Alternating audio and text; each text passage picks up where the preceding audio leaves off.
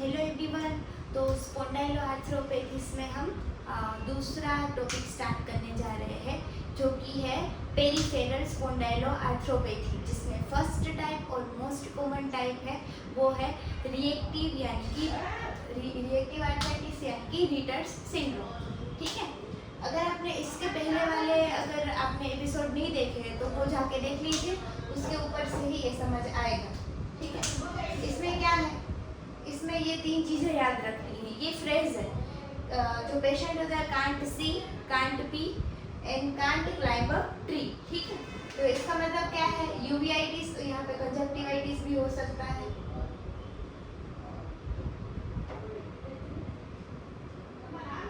Conjunctivitis, फिर urethritis और arthritis, ये तीनों चीज़ें देखने को मिल सकती है। इसका आप गूगल पे जाके एक पिक देख लीजिए तो आपको तुरंत याद रह जाएगा। अब जैसे कि मैंने आपको स्पॉन्डाइलोआर्थ्रोपेथिस के चैप्टर में ही बताया था, तो इसका जो इंट्रोडक्शन है वो सेम रहेगा। ठीक है, एसिमेट्रिकल लोअर लिम्ब प्रीडोमिनेंट ओलिगोआर्थराइटिस रहेगा।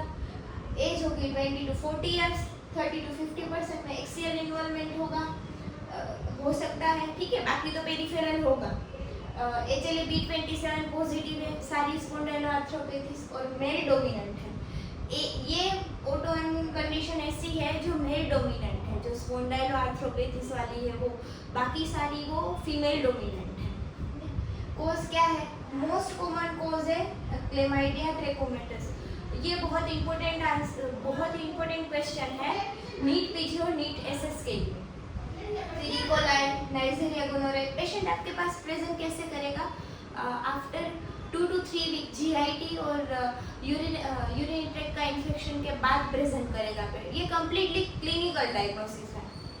फिर सिम्टम क्या हो गया, आर्टिकुलर हो गया। आर्टिकुलर में ओलिगोआर्थराइटिस होता है, यानी कि 3 to 4 जॉइंट इन्वॉल्वमेंट होते हैं, ग्रेटर देन मोनोआर्थराइटिस। फिर उसमें क्या होगा, साइनोवाइटिस, डेक्टलाइटिस, एस्थेसाइटिस, सेक्रोइलाइटिस, जो इसका मेन फीचर्स है वो, और स्पॉन्डाइलाइटिस। ठीक है, एक्स्ट्रा आर्टिकुलर में आइज में आपको पता है स्क्लेराइटिस, एपिस्क्लेराइटिस, कंजक्टिवाइटिस, यूवियाइटिस, कोर्नियल अल्सर भी हो सकते हैं, स्टेराइल पायूरिया। ठीक है, स्किन लीजन में केरेटोडर्मा बेलेनोरेजियम, थोड़ा हार्ड है, ये आपको याद रखना है। नेल्स में क्या होता है, येलोइश डिस्कलरेशन हो सकता है। ठीक है, सर्किलेट बेलेनाइटिस होगा। फिर कार्डियक में एओर्टिक रिगर्जिटेशन, एक्सियल आर्थ्रोपेथी में एसिमेट्रिकल सेक्रोइलाइटिस देखने मिलेगा। डायग्नोसिस क्या है, कंप्लीटली क्लिनिकल बेस्ड है। अब इसमें क्या होगा, आपको जैसे पता होगा कि स्पॉन्डाइलोआर्थ्रोपेथिस में एटीसीसीपी नेगेटिव होगा, एएनए नेगेटिव हो सकता है, पर HLA-B27 पॉजिटिव होगा, तो इसका मतलब ये नहीं कि इसको आप डायग्नोस कर दोगे। ठीक है, फिर ESR-CRP एलिवेटेड हो सकते हैं, पर ये यूटीआई और जीआईटी इन्फेक्शन के बाद है तो हमें सीबीसी करवाना है। फिर यूरिन नाट करवाना है फॉर क्लेमाइडिया के लिए, इन्फेक्शन के लिए स्टूल कल्चर करवाना है, और एसटीडी की स्क्रीनिंग करवानी है हमें। ट्रीटमेंट क्या है, फर्स्ट लाइन है वो एनसेड्स है, नेप्रोक्सेन, इंडोमिथासिन। फिर सेकेंड लाइन है वो स्टीरॉयड है, जिसमें इंट्रा आर्टिकुलर स्टीरॉयड इंपॉर्टेंट है। एंटीबायोटिक्स है, जिसमें डॉक्सोसाइक्लिन और एजिथ्रोमाइसिन है। वो आप डिसीज प्रोग्रेशन के हिसाब से उसके डेज डिसाइड कर सकते हैं। डिमांड्स, अगर ग्रेटर देन 3 मंथ है तो डिमांड दे सकते हैं, जिसमें सल्फासालाजिन, मिथोट्रेक्सेट आएंगे, और बायोलॉजिकल्स जिसमें TNF इनहिबिटर आएंगे, वो देख सकते हैं अगर रिफ्रैक्टरी हो रिटर सिंड्रोम तो।